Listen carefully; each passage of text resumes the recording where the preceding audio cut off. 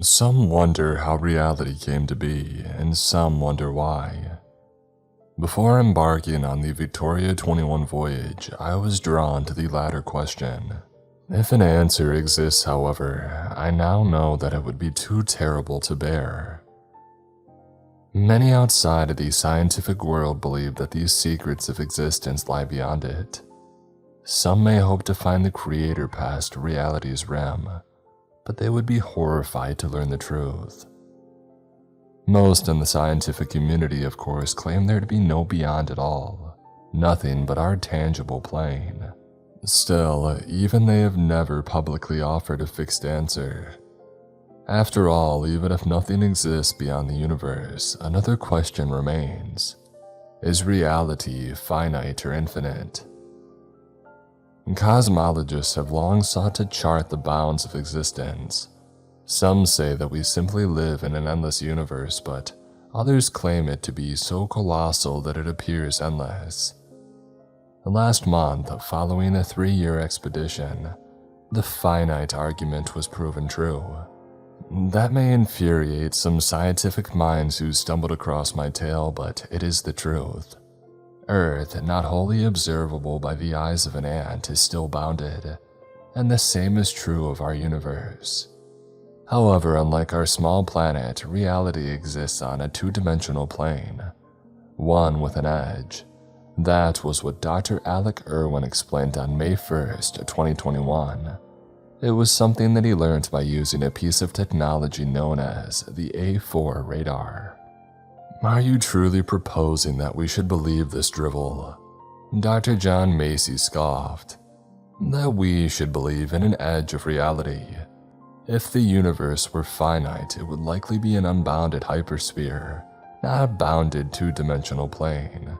Yet, that is not so, Irwin replied. Macy huffed. Nearly everyone in this room views the universe as infinite. You have made a baseless claim, Dr. Irwin. Given the A4 radar simply failed to detect anything, how do we know what lies beyond this edge? We don't, Irwin admitted. That's why we need to send a team. The lead researcher received no immediate response. The dozens of NASA specialists simply exchanged silent looks, and then a few seconds later, the laughing started. A cacophony of hearty roars bouncing off the walls of the expansive meeting room. Fantastic idea, Dr. Irwin. Dr. Macy chuckled. It's a shame that team won't reach the end of reality before, well, the end of time. Not with NASA technology. That's why a dozen minus will supply the equipment. And Dr. Irwin said, folding his arms. You know as well as I do that they have taken enormous strides over the past century. That is why their technology has been kept from public eyes, kept from the world's governments when it comes to their classified projects. Allegedly, Macy sharply replied. Allegedly, Irwin nodded. Listen, this wouldn't be the first collaboration. We have used their spacecraft before. Machines far beyond our capabilities, far beyond the capabilities of man. It is not a question of whether we can achieve this mission, Dr. Macy. It is a question of whether we will. Macy frowned. Fine, I'll amend what I said. If we launch a dozen minus craft today, we should reach the edge of the universe in 1,000 centuries or so. Not if we use a splinter, Dr. Irwin muttered. Dr. Macy was immediately silenced. The room's wave of laughter faded, finally lapping against the shore. It faded as these scientists realized one by one that Dr. Irwin had not simply entertained a foolish notion. He had lost his mind. The splinters which appeared decades ago in distant parts of reality are anomalies. Anomalies of unknown origin with varying purposes. Most, of course, lead to galaxies beyond our reach. One in particular leads past all known galaxies, past the observable universe. I thought that we were here to hold a serious meeting. Dr. Macy eventually said. "I am serious," Dr. Irwin replied. "The S-79 Splinter has fascinated me since it first emerged in late 2010. I used it, in fact, to send the A4 radar to the edge of reality, to retrieve data trillions of light years away, and the evidence is undeniable. S-79 would propel the latest dozen-minus craft, Victoria 21, to a point far beyond our observable realm, a point near the edge detected by the A4 radar. This voyage would involve a 1-month journey to S-79's entry point, followed by a 1-year journey from its exit point to the detected edge." Macy shook his head slowly. "You're not the scientist that I remember, Dr. Irwin. Not the one that I thought you were, at least." "Then what kind of scientist am I, Dr. Macy?" Irwin responded, narrowing his eyes. "One who actively seeks to advance mankind, or one who simply writes theses?" "I'm a man of principle," Macy growled in response. "I would never propose a mission that puts lives at risk. Let us not forget the result of your last expedition." "I anticipated that jab," Dr. Irwin said. "This isn't the same as the Flores mission." Dr. Macy sighed. "Alec, when it comes to dozen minus, everything ends the same way. They operate in a way that we do not fully understand. They offer gifts that should be impossible not only in our lifetimes, but 1,000 lifetimes from now." The man then turned to address the rest of the room. "This is not a company to be trusted, people. Do not let Dr. Irwin sway you. Do not let advanced technology sway you. Why is it that whenever Stefan Blom provides support for projects, they always seem to end disastrously? The interests of dozen minus are not the interests of..." "Enough," Emmett Cade, NASA's OTR director, interjected. "Dr. Macy, you know that these meetings are about more than the interests of any organization. After all, not all who work in this building are aware of this meeting, now are they?" Macy grimaced. "But, listen. In 2 days, Senator Nelson will become our new administrator," Cade continued. "There will be changes in NASA over the coming weeks. There will be countless eyes and ears on us. I trust, Dr. Macy, that you won't be running your mouth in front of folk without T-level clearance." "Of course not, Mr. Cade," Macy gasped. "I take my job seriously." "So do I," Irwin said. "Do you not want to know, John?" "What?" Dr. Macy asked. "Know what lies at the edge of everything," Dr. Irwin whispered. "What lies beyond the edge of everything?" "If something lies beyond the edge of everything, then we haven't found the edge of everything," Dr. Macy said. "Oh, don't be obtuse," Irwin huffed. "You know what I'm claiming. Not that nothing exists beyond our universe. Quite the opposite, in fact. Something lies beyond it. Something that the A4 radar didn't know how to process. Whatever exits beyond the edge, it's nothing that abides by the laws of our realm. Nothing that... Exactly nothing. The A4 radar picked up nothing," Dr. Macy interrupted. "Even if we were to use the S-79 Splinter as a boost, propelling our team to a distant point of the universe, they may find nothing at all, or nothing that humanity has any equipment to record. After all, we only know of things within our reality, and that would mean they'd be wasting over 2 years of their lives." "We know of more than our reality, Dr. Macy," Irwin said. "Have you forgotten what Dozen Minus showed us in Birmingham? You should watch your tongue too, Dr. Irwin," Emmett Cade barked. "Sorry, sir," Dr. Irwin mumbled. "And Dr. Macy, the project is continuing regardless of your disapproval," Emmett Cade said. "This meeting wasn't a negotiation. It was an announcement." "You know it's coming, Calvin," Celine whispered to me. "Don't," I begged. We had long been earmarked for adventures such as this, and I knew that before Emmett Cade locked his eyes onto the pair of us. We were cowering at one side of the room, but we hadn't escaped his stare. "Calvin Beckinsale and Celine McGinnis," Emmett announced, waving a hand in our direction. "Two of our finest physicists. They will be joining Dr. Alec Irwin on the Victoria 21 spacecraft." "When?" I meekly asked. "July 1st, Emmett asked. 2 months? Celine breathlessly asked. "How on earth are we supposed to prepare in that length of time?" "I've been preparing for years. The longer we leave it, the greater the chance that we miss our window," and Dr. Irwin explained. And that was the only attempt that Celine made at contesting the mission. I was always more passive than her, so I simply nodded. I had accepted our fate before Emmett Cade had even confirmed it. Accepted it in 2015 when I first received clearance for T-level meetings. Accepted the possibility that at some point, NASA's shadowy department would demand that I contribute, demand service. Celine was right, of course. 2 months was hardly enough time to prepare, but Alec Irwin had been spending years planning for that very moment. In fact, Celine and I only really achieved one thing over those 8 weeks. We learned just how unwell the man had become. It was clear that psychologically, Dr. Irwin had already crossed the boundary at the edge of the universe. His mind no longer seemed to entertain any thoughts about our planet, our reality, and only one thing frightened me more than that.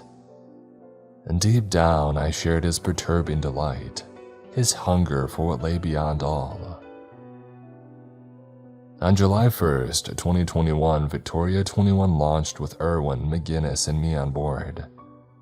The initial month of the trip took us past all known galaxies, took us to the intimidating chasm past all that had been observed from Earth, but not the edge of all that exists. And as we approached the splinter, that gurgle in my gut only grew, as if something from the other side were pulling us towards it. Splinters are aberrations beyond Earth's observable reality, detected by dozen-minus technology in the late 20th century. Time will tell whether these rips bode well for our universe, but the unknown has not deterred mankind from using the splinters, even if that risks the end of all that we know. And S-79, the splinter in question, was even more terribly alluring than it appeared in photographs. The rip in reality's fabric did not present itself as something akin to a black hole. It was a jagged wound, the result of some cosmic blade tearing into existence itself. Whether from another universe or our own, we still do not know. All we knew at the time, according to Dr. Alec Irwin, was that S-79 would lead us to some distant place in reality, some place near his supposed edge of reality. "Why are you wearing that expression?" Irwin had asked me. I gulped, the butt of my jeans squelching in the pilot's chair. "I'm just thinking that we still have time to turn around." "We've almost entered the eye," Irwin said. "The hard part's nearly over. Leave your fear this side of the hole, Captain Beckinsale." "I just don't know whether I trust the data," I said. "The A4 radar might have survived the trip to the other side, but it was made of titanium, not skin and bones." "Pull yourself together," Irwin tutted. "You're our captain and you need to act like it." "I am acting like it," I finally retorted, tensing as the edges of S-79 started to engulf our ship. "That's why I'm wondering whether we should stop." "You may be the captain of this vessel, but I'm still the leader of the project, Beckinsale," Irwin snarled. "Don't make me use that card. I will if necessary." I huffed, tightening my grip around the lever and pushing it forward without another word. Moments after the ship accelerated, the splinter fully encompassed us. I expected a near-endless tunnel, expected to feel the tug of some unimaginably oppressive external force, flaying my flesh from its skeleton. But there was only a split second of nothingness, an absence of sight and sound. S-79 had greater depths of colorlessness and silence than space itself. I became horribly aware that we were in a place between 2 points of reality, a rip revealing what truly lay beyond the borders of everything. Not that our eyes could see that revelation. I only sensed it for the briefest moment, that Irwin had been right all along. There was something beyond our universe, and that did not fill me with awe. It filled me with terror. And then reality rushed back into view. We were faced with the blackness of a distant, starless part of the universe. Black but not colorless. Silent but not in the same way as S-79. Though we had passed all galaxies, stars, and planets, it was clear that we had returned to reality. There was nothing but darkness around us, yet it was space, it was physical, not as absent as the splinter. "Well done, Captain," Irwin laughed, patting my shoulder. "Now we pursue the edge as it flees from us. Let us hope the Victoria can warp at the speed that doesn't mine as promised. We have made excellent time, Captain Beckinsale. That's why you're the best. By my estimations, we should find the edge on June 29th, 2022. I sighed, nodding. Well, that's a long stretch of nothing ahead, Dr. Irwin, and then real nothing after that. No, not nothing, Captain, Irwin said. If there exists an edge, then there exists something beyond it. The man left and I suppressed the urge to respond snarkily. I was well aware that nothing as a concept did not exist, and if there were an edge of reality with something beyond it, then that something would not be nothing. But I didn't fancy an argument. Dr. Irwin did not recognize my expertise. He seemed to forget that Celine and I were physicists too. In his eyes, he was the smartest man on Earth, and any dissenting opinions came from lesser mortals. Hey, nice work today. We made it to the other side, Celine said when I crawled into my bunk later that evening. And did Dr. Doom have much to say? Was he a good co-pilot? Congrats, Celine. You managed to spend the whole day away from him, running analytics or whatever nonsense you made up, I said, slipping my hands behind my head and resting on the pillow. You're a jammy dodger, you know that. Oh, I'm sorry, Governor. Celine smirked, poorly imitating my accent.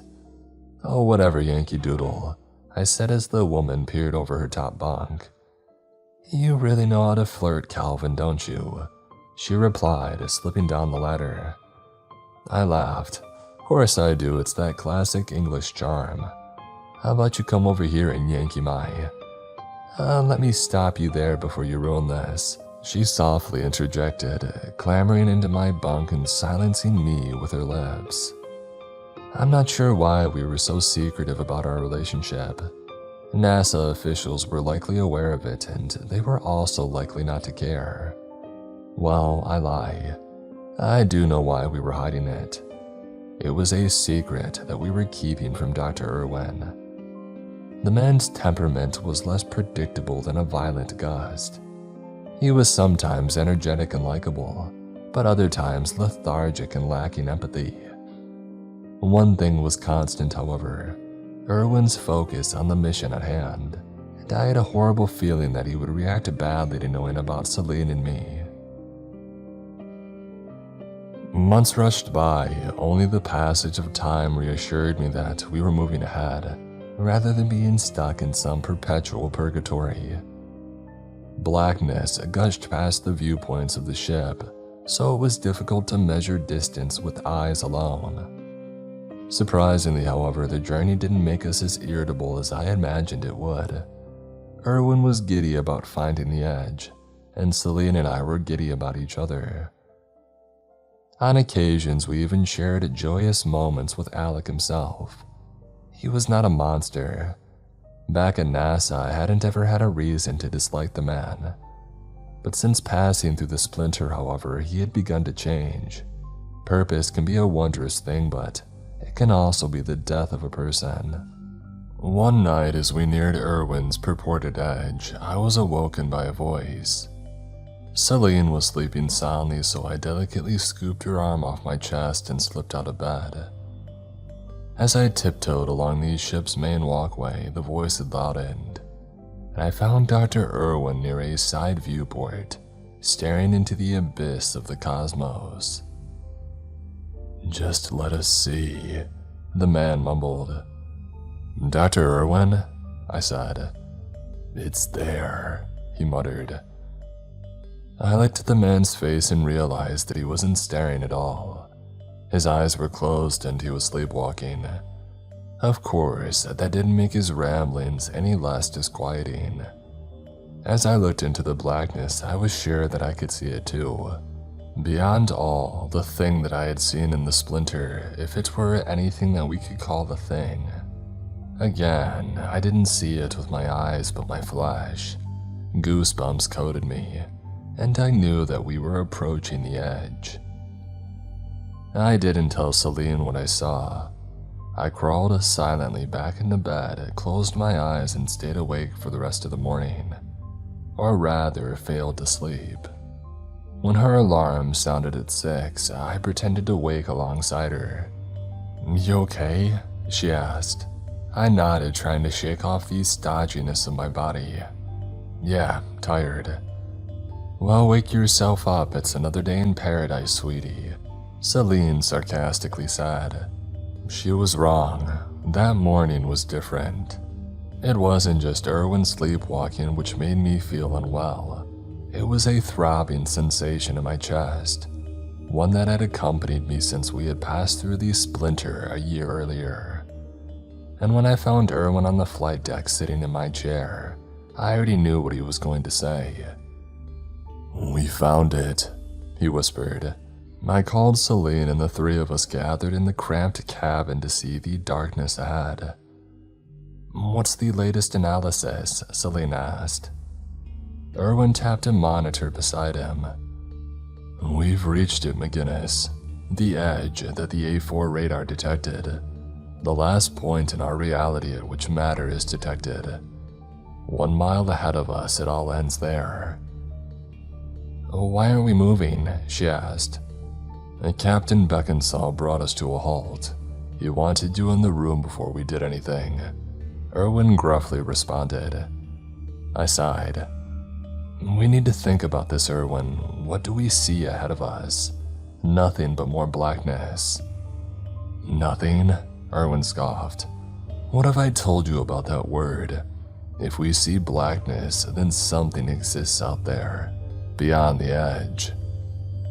"I don't know what I see," Celine said.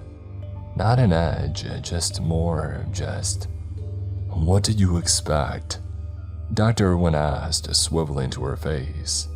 "A line in the sand, a border between our reality and whatever lies beyond. We are stepping into the unknown, McGinnis. We have no idea what we might find, what we might see or not see. Which is exactly why I think we should send a transmission home," I said. "We need to discuss our findings with ground control, collect data, and then..." "What, twiddle our thumbs?" Irwin interrupted.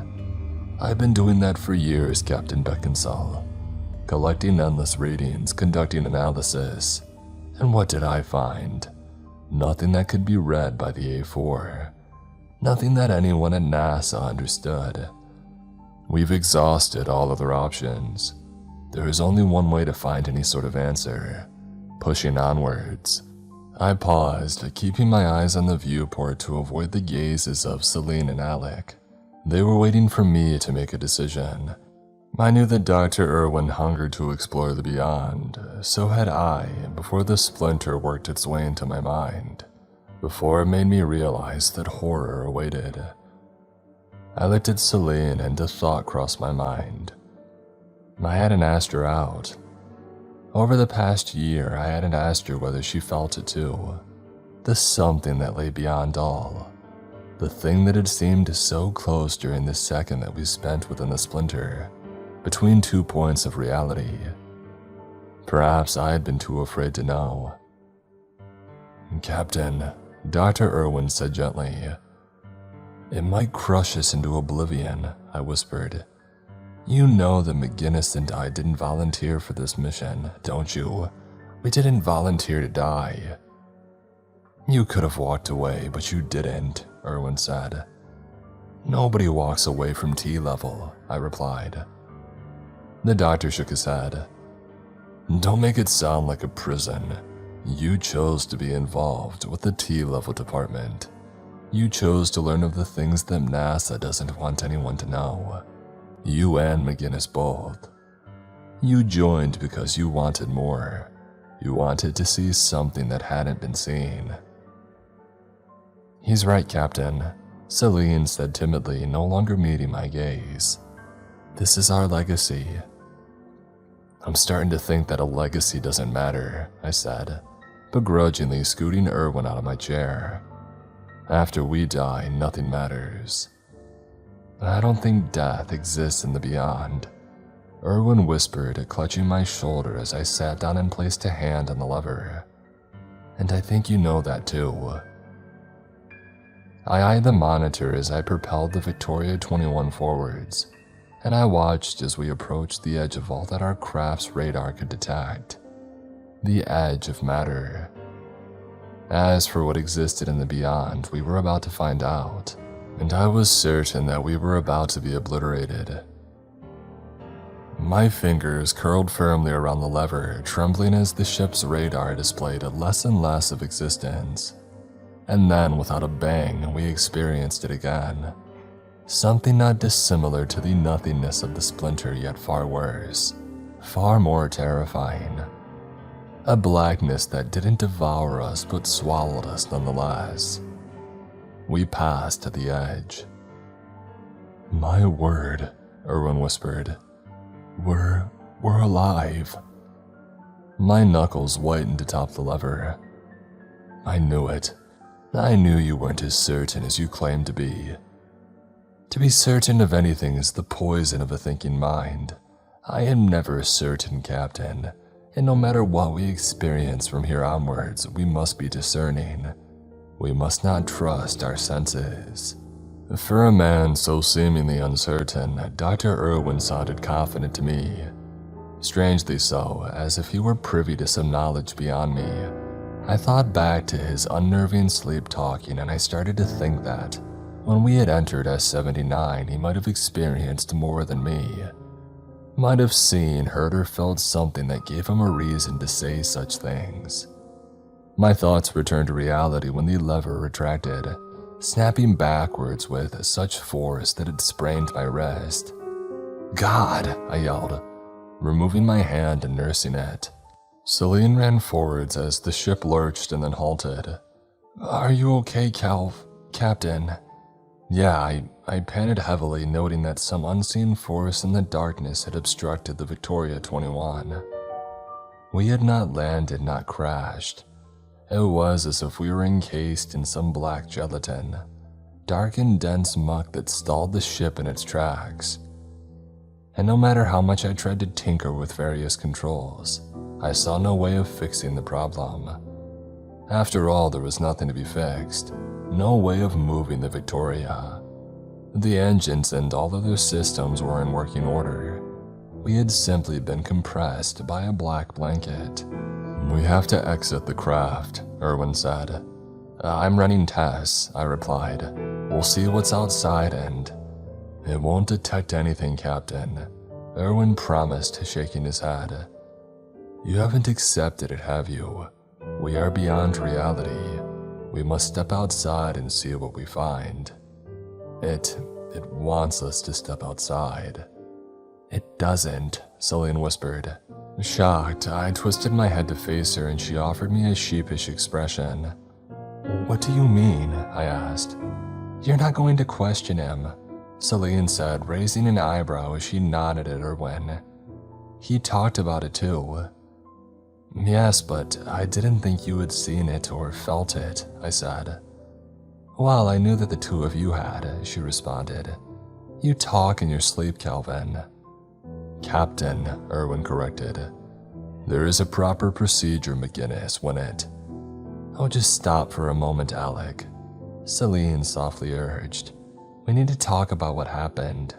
We all saw something in the splinter, didn't we? There was nothing to see, Irwin said. No, Celine agreed. It wasn't a thing that human senses know how to process, yet I knew that it was there, and I know that you two felt it too. I don't know what I felt, I said. I don't even know why I'm here. We're here for the same reason as Dr. Irwin, Celine said. We pretended to be different from him, but we were lying to ourselves, Captain. We could have turned around, we should have turned around. Absolutely no doubt about that. But it isn't in our nature, is it? It has nothing to do with the splinter, nothing to do with what we did or didn't feel. The three of us are broken in some way, and we hope to find something in the beyond, an answer that might fix us. I don't know what you mean, Irwin said, rising to his feet. This is about the progression of mankind. It is about the discovery of all discoveries. It has nothing to do with me. It has everything to do with you. It has everything to do with Calvin and me. We've always sought something bigger than us, something that might make us feel whole. Why else would we reach for the stars? Earth wasn't enough, Celine said. We brought ourselves here. That thing in the splinter didn't call to us. It told us to stay away, and we didn't listen. I turned to face Celine and my mouth failed me. My entire body failed me as I struggled to process my surroundings. I was outside the ship. Victoria 21 sat behind me in the darkness. Not on a grounded surface, not on or in anything. And I too did not walk on ground. It was not a place in which ground existed, not a place in which known physics existed, yet the ship existed and I existed. But do I exist? I wondered. Is this even real? There was no time in that blackened nothingness, but I believe a lot of it passed before I realized that I was alone, realized that Celine and Alec were gone, and from what I distinguished, squinting through the primary viewport of Victoria 21, they, like me, were no longer on the flight deck. I tried to call for them, but there was no sound in that place, though I certainly tried to produce sound. And then a door creaked, the first noise in that silent existence, something in the nothing. I turned rapidly and drowned in a wave of motion sickness as my surroundings entirely changed a second time. I was standing in a room, one with a floor, a ceiling, and walls of mahogany planks. A couple of grimy window panes revealed not blackness, but a white void outside. Every surface was decorated with various scribblings and paintings, depictions of humanoid things and creatures that I had never seen. Mostly the sheets displayed barely legible writing. Who is my maker? That question was handwritten across numerous sheets of paper, sometimes scrawled atop whatever other writing had already been on the notes. The sloppily written queries seemed to deteriorate as my eyes danced across the walls towards the door. These documents revealed the musings of something mad. I immediately wanted to try the door, but my neck itched. It told me that something awful lurked within the place, but it also told me that something lurked behind me. I rotated sharply, preparing to meet my doom, but I was greeted by something far worse, something far beyond anything that I had ever expected my mortal eyes to behold. Atop a cluttered wooden desk, which was pressed against the wall, there sat a crystal globe. Within its unblemished, spherical shell, blackness swirled, harboring pinpricks of vibrant colors, an ever-moving gaseous fog which felt like the only warmth in that place, the universe itself. My mind swam with fearful, nihilistic thoughts as my eyes flitted between the frail, glassy ball and the white expanse visible through the window pane above it. Reality seemed so terribly small and insignificant. More horrifyingly, I thought of the thing that had carelessly left an item so precious on a wooden desk, resting unsupported on a pile of notes. I did not ever want to meet that thing. While my eyes were lost in the miniature representation of reality, a scream sounded from beyond the door. I spun, shoulders shooting upwards in fright. I knew from the pitch of the pained voice that it was Celine, and I called out to her as I barreled through the door. I found myself in a long hallway of mahogany, much like the first room, and standing on weak legs at the end of the corridor was Celine. "Are you okay?" I asked, running forward. As I neared her, I noticed that she was reading one of the many notes lining the walls, and by the time that I reached her, I was horrified to find that I no longer knew whether her sounds were those of fear or laughter. "Celine," I whispered, before repeating the same question. "Are you okay?" She smiled without turning to me. "It's horrible, Calvin. It's horrible." "What does it say?" I asked quietly. Fortunately, Celine didn't answer. She began to shred the piece of paper, startling me with her sudden mania. Though I begged her to calm down, she was hypnotized by the task at hand. Focused on ridding herself of whatever maddening thoughts had plagued her while she read, I still struggled to imagine a combination of words that could possibly instill such terror and joy. I don't know what she read on that piece of paper, and I never asked. I'm just glad she destroyed it before she finished reading. "Don't let me look at the others," Celine sniffled, finally stilling herself as she stumbled into my arms. "Don't read any of it unless you want to lose a piece of yourself." "I did read something," I admitted. "Who is my maker?" she whispered. I nodded. Do you think whatever lives in this place could be?" Celine trailed off, but I knew what she was going to ask. "I think we need to find Dr. Irwin and get out of here," I said. "I'm sorry, Calvin," she whimpered as I led her to the hallway's far door. "We should have turned around, I just had to know. And now I do. I know the tiniest slice, and it's too much." I had never seen Celine like this. We had been together for years and known each other for a decade at the very least. She had always been sturdy yet bouncy, always full of color and strength. But after reading whatever she read on that slip of paper, she became a gray, feeble shell. When we opened the door at the end of the hallway, it led to the final room, one with a mahogany floor and ceiling, but walls of glass. Towering panes that revealed the white void beyond the house. The claustrophobic nature of the dwelling, or what had once been a dwelling, existed in stark contrast to the eternal expanse beyond the universe.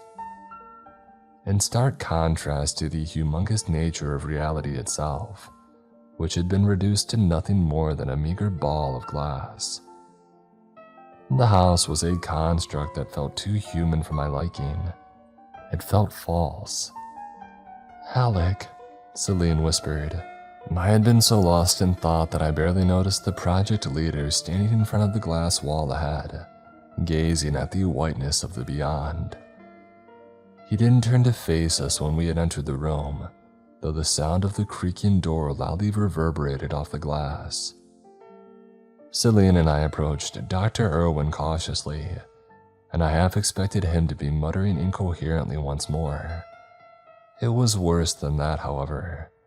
He wasn't making a sound, wasn't making a move. The man was motionless, eyeballing the blinding abyss outside.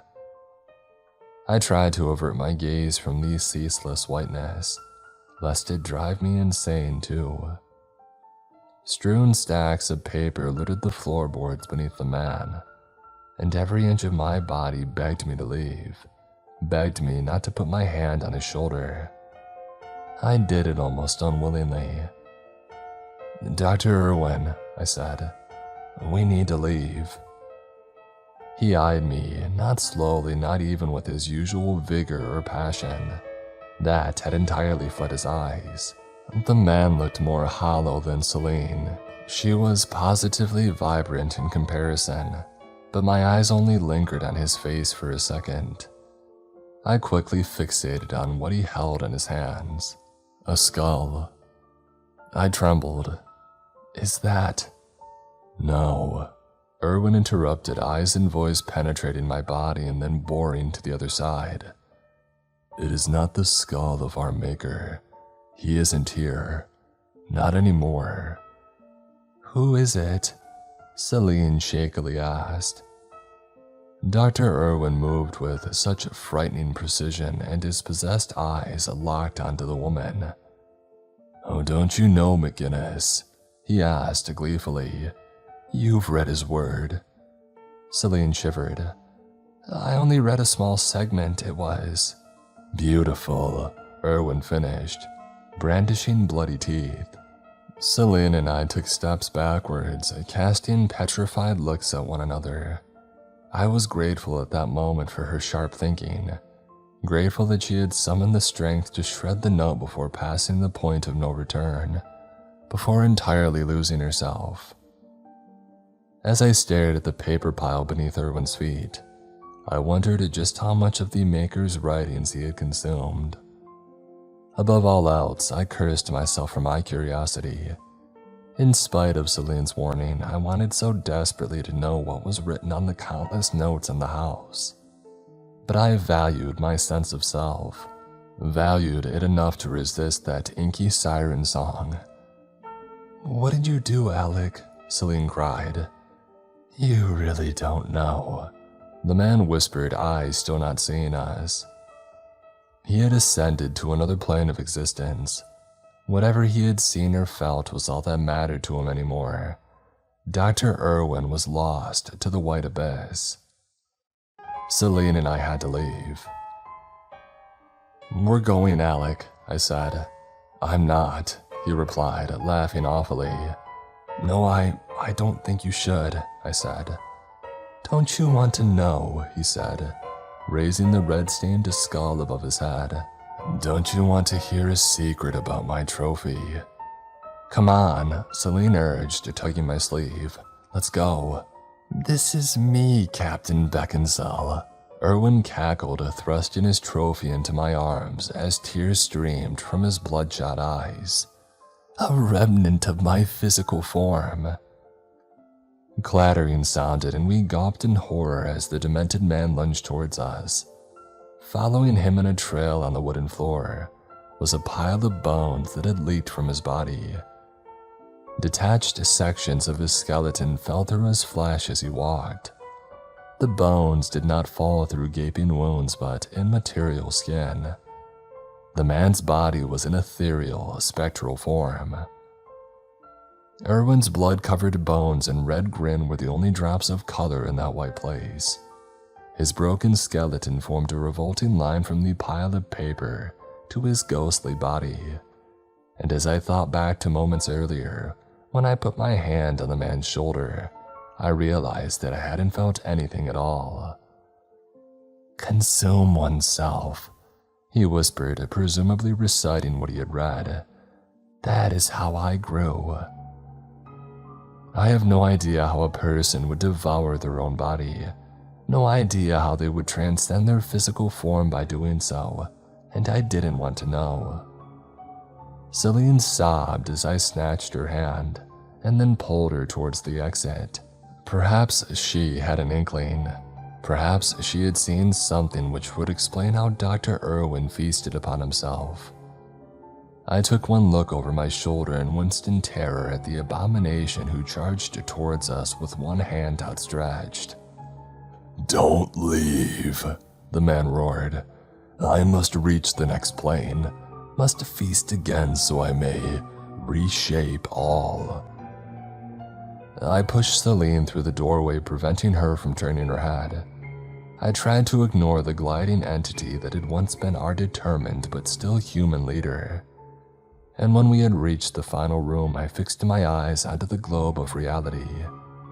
I considered our next move, while Celine peered over my shoulder with a horrified look.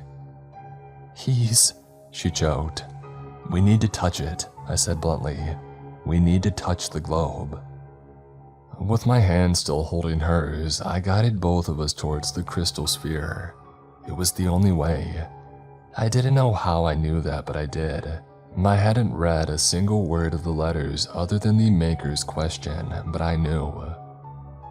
The bellowing roar of Erwin, who I could feel reaching towards us, disappeared as Celine and I faded from white to black, back into that stuck realm of reality we had at first found beyond the edge. A door which led to the house stood several hundred yards from our frozen spacecraft. Celine and I stood in the middle. "How do we escape?" she asked as we ran towards the Victoria, which was still cemented in the black void. "We activate the E-warp with reverse thrusters," I said. Her eyes widened given that the E-warp hadn't been cleared for use, but she didn't call me mad. Didn't protest as we entered the vehicle and I beelined towards the flight deck. She knew as well as I did that nothing was mad in that place. I fired up a dozen Minus's experimental feature, one that might have ended in catastrophic failure. It was the only idea that I had, as the main thruster hadn't managed to budge the vehicle an inch. I set the craft into reverse thrust, activated the E-warp, and screamed alongside Celine as our bodies were nearly wrenched from existence. Reality stretched into eternity around us, and I thought that we might be torn into nothing. However, it wasn't the pain that frightened me. It was the face which filled the blackness ahead. Something that had followed us from the white into the black. Dr. Erwin. The man, no more than a disembodied head of biblical proportions, brandished his threatening maw. A toothless mouth, no longer grinning, that rushed forwards in a bid to consume us as I frantically thrust the lever away from me, begging the ship to perform as I asked. There was a nightmarish moment staring down the gullet of our potential bloody ends, but then the ship moved. Reality contorted us excruciatingly and we propelled backwards, and then the ship's radar burst into action as we returned to something that could be measured. We returned to the universe, to whatever lies within the crystal globe. It was a quiet journey home. 1 year of trying my best to help Celine heal. She berated herself for making only slight progress, but it was gargantuan in my eyes. We returned to Earth in late October 2023 and told NASA only a fraction of what happened beyond reality. Told them that Dr. Erwin perished, which was more of a white lie than an outright fib. We still had his skull to prove our story. The woman that I loved is only a husk of her former self, but she's come a long way. Celine has been fighting to recover, and I do see glimmers of joy in her quite often. I hope those glimmers become longer and longer as time passes. But there are, of course, dark days, and there always will be.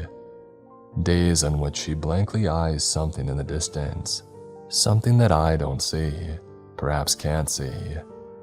And I know that it's linked to the terrible truths that she had learned in the beyond.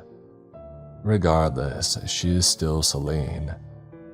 Dr. Alec Erwin, on the other hand, died the second that we had crossed the edge.